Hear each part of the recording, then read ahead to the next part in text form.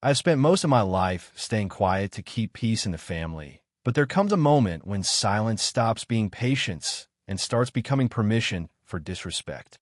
My name is Robert Lawson.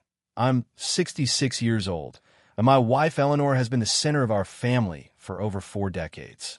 She's the kind of woman who remembers everyone's favorite meals, who wakes up early during holidays to cook for 20 people without complaining, who still sends birthday cards by mail because she thinks text messages feel cold. When our son Jason was young, Eleanor worked part-time at a diner while raising him because my salary alone wasn't enough. She'd come home smelling like coffee and grease, exhausted beyond words, then still help him with homework late into the night. We missed vacations so he could attend a better school district. We refinanced our house twice to help pay his university tuition. Every success Jason later celebrated rested on sacrifices Eleanor made quietly without asking for praise. So when Jason announced he was marrying a woman named Brittany, Eleanor welcomed her immediately. She hosted dinners, helped with wedding planning, and even offered to cook portions of the reception desserts herself because Brittany kept complaining about how expensive everything was becoming. At first, Brittany acted sweet enough, but over time, little comments started slipping through the cracks. She constantly mocked traditional homemakers while still expecting Eleanor to cook for every family gathering. She joked that older women belonged in kitchens where they felt useful, then laugh afterward like cruelty transformed into humor somehow became harmless. Jason rarely challenged her directly. He'd usually smile awkwardly and change the subject, which only encouraged her more. Still, Eleanor stayed polite because that's who she is. She believed kindness eventually softens difficult people. I used to believe that too. The wedding itself became a massive luxury event far beyond anything sensible. Brittany wanted ice sculptures, imported flowers, designer chair covers, celebrity-style photography packages, and a destination honeymoon in Greece that cost more than my first yearly salary. Jason admitted privately they couldn't afford most of it. That's when Eleanor and I decided to help. We paid for several major expenses quietly because we wanted our son to begin married life without crushing debt. But there was one surprise we kept secret from everyone. Months earlier, Eleanor and I had purchased an upgraded honeymoon package for the couple. Business-class flights, a private villa overlooking the coast in Santorini, and nearly 2 weeks fully paid. It cost us $40,000 from retirement savings we'd spent years building carefully. Eleanor insisted it was worth it because you only get one honeymoon. Looking back now, that sentence hurts to remember. On the wedding day, Eleanor arrived at the venue 6 hours early to help the caterers after Brittany panicked about timing issues. While bridesmaids drank champagne upstairs and photographers staged luxury preparation shots, my wife stood in heels beside industrial ovens, making sure food stayed warm for 200 guests. Not once did Brittany thank her. In fact, the more Eleanor helped, the more Brittany treated her like unpaid staff instead of family. I noticed it immediately, but kept telling myself emotions were high and weddings create stress.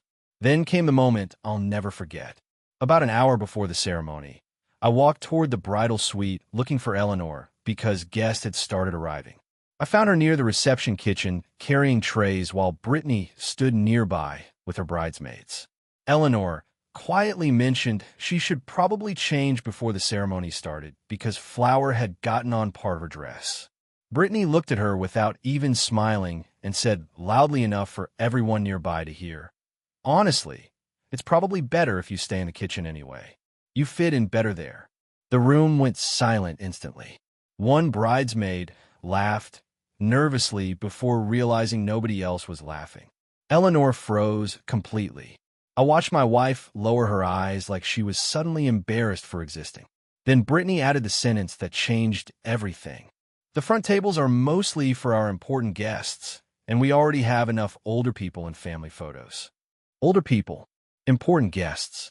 As though the woman who practically financed the wedding and helped raise the groom had become decorative inconvenience.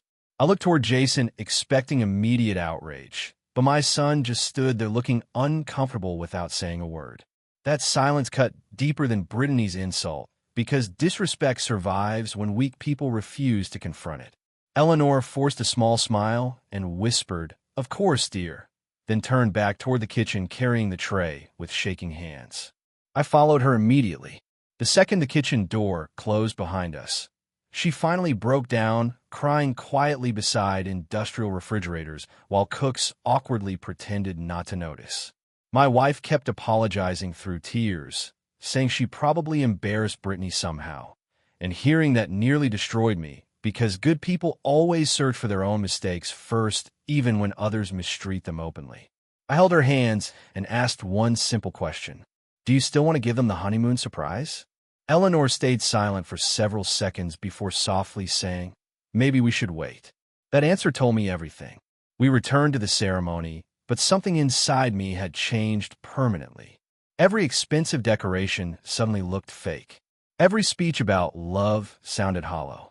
Brittany floated through the evening, smiling for cameras, while the woman she insulted continued helping staff refill desserts and organize tables because Eleanor cared more about guests enjoying themselves than protecting her own dignity. Near the end of the reception, Jason grabbed the microphone and thanked Brittany's parents extensively for supporting the wedding. Then he gave vague, generic thanks to everyone else who helped. Not once did he mention his mother specifically. I looked at Eleanor, sitting quietly near the side wall instead of the front family tables, and realized something painful. My son had slowly become the type of man who accepted disrespect toward his mother as long as confrontation threatened comfort. That was the exact moment I decided the honeymoon gift was over. After the reception ended, Jason and Brittany approached our table excited because they assumed we were about to reveal the surprise. Eleanor had originally planned to present them with a travel envelope publicly. Instead, I stood up calmly and handed Jason a plain, white envelope containing something entirely different.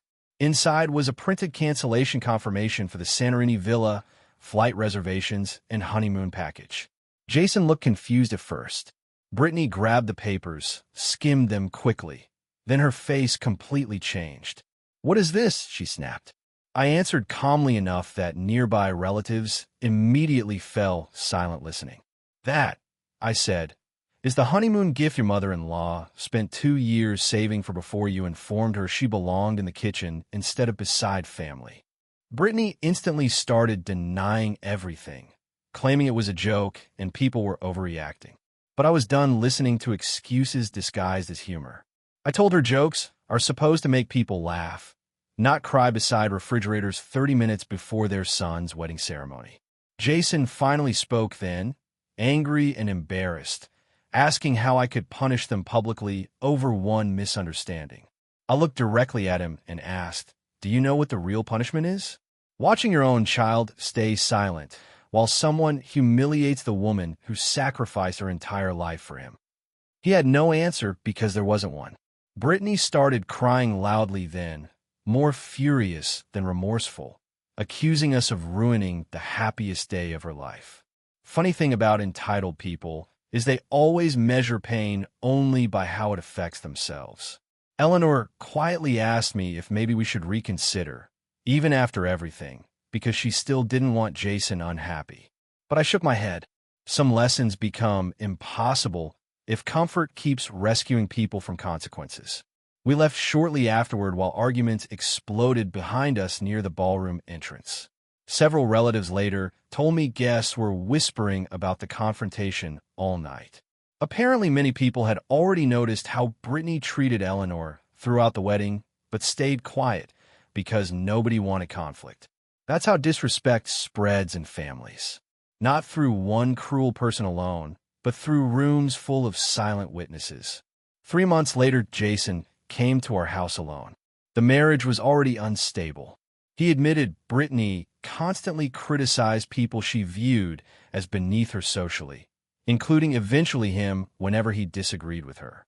Then he finally apologized to his mother properly, not with excuses, not with explanations, just genuine shame. Eleanor forgave him immediately because mothers carry impossible amounts of grace even when undeserved. But I told him something he still repeats today. A man's character is revealed most clearly by how he allows others to treat his mother. Last Christmas, Jason returned home again, this time after filing for divorce. He helped Eleanor cook dinner for the